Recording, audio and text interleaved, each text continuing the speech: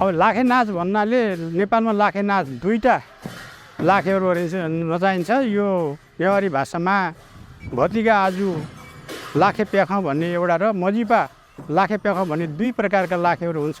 मजिपा लाखे प्याखौँ चाहिँ इन्द्र जात्राको अवसरमा चित्रकारहरू, रञ्जितकारहरू र छिपा जातिहरूले नचाउँछन् भने त्यसलाई इन्द्र जात्राको अवसरमा मात्र नचाहिन्छ भने यो भतिका आज लाखे प्याखौँ भन्ने चाहिँ यो काठमाडौँको सभाहालमा नेपालसम्म 90 सालबाट एकजना फिरन्ते सभाहालमा आएर त्यहीँ बसेर एउटा घर ज्वाइँ बनेर कन्यासँग विवाह गरेर देउला जातको कन्यासँग, देउला भनेको पोडे जाति हो, देउला जातको कन्यासँग प्रेम विवाह गरी त्यहीँ घर ज्वाइँ बसेको अवसरमा घर ज्वाइँ बसिरहेको बेलामा उनी असाध्यै रोमान्टिक रमाइला किसिमका थिए र गर्दा सबैलाई रमाइलो गराउँथे।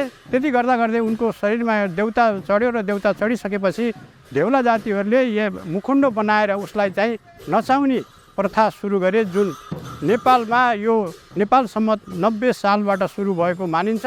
र यसरी यो लाखेलाई नेवार जातको एउटा संस्कृति परम्परा हो भनेर जोगाउनको लागि चाहिँ नेपालमा छरिएर बसेका जताततैका नेवार जातिहरूले आफ्नो ठाउँमा घनत्व भएको ठाउँमा यस्तो लाखे जात्राहरू, लाखे नाचहरू निकाल्ने गरिन्छ। यो लाखे नाच आज नागपञ्चमीका दिनदेखि सुरु हुन्छ र कृष्ण जन्माष्टमीको दिन यसलाई अन्त गर्ने प्रचलन छ। र लाखे नाचलाई धेरै अहिले यो देउला जातिहरूले, देउला भनेको नेवारी भाषामा देउ भनेको देउता र ला भनेको पाला भनेको, त्यसलाई पाला भनिन्छ र त्यसलाई चाहिँ पहरेदार, देउताको पहरेदार देउला जातिहरूले यसलाई संरक्षण र समग्र गरेर यसलाई गर्दै आएका छन्।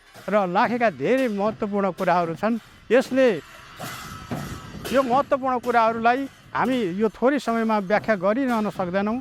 र त्यसो भएर यो लाखे नेपालमा नेवार जातिहरूको बसोबास गरेका ठाउँहरूमा प्रायः जसो सबै ठाउँमा यो लाखेहरू हुन्छ र यो लाखे नचाहिने गरिन्छ। र लाखे साथसाथै नेवारका धेरै जात्राहरू हुन्छन्, तिनी जात्राहरूलाई पनि हामी व्याख्या गरेर सक्दैनौँ।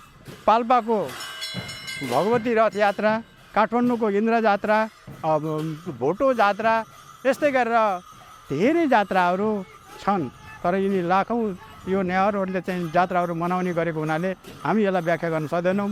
परापूर्व कालमा काठमाडौँ भ्यालीमा नेवारहरूले राज्य गरेको बेला यो काठमाडौँ भ्यालीलाई नेपाल खाल्टो भनेर भनिन्थ्यो। र त्यति खेलाकै नेपाल खाल्टोको स्वरूप, ठुलो स्वरूप पूर्व मेची पश्चिम महाकाली आज 77 जिल्लामा रूपान्तरित 14 अञ्चलमा व्यवस्थित भएर बसेको नेपाल अधिराज्य आज चाहिँ विकास भएर चाहिँ फराकिलो पाराले गएको छ।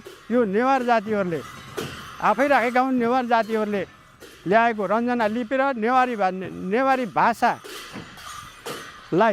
र नेवार जातिहरूको पोसाकलाई, सबै कुराहरूलाई चाहिँ यो राज्यको चाहिँ राष्ट्रिय भाषा र नेपाल सम्मतलाई राष्ट्रिय सम्मतको रूपमा मानेको छ।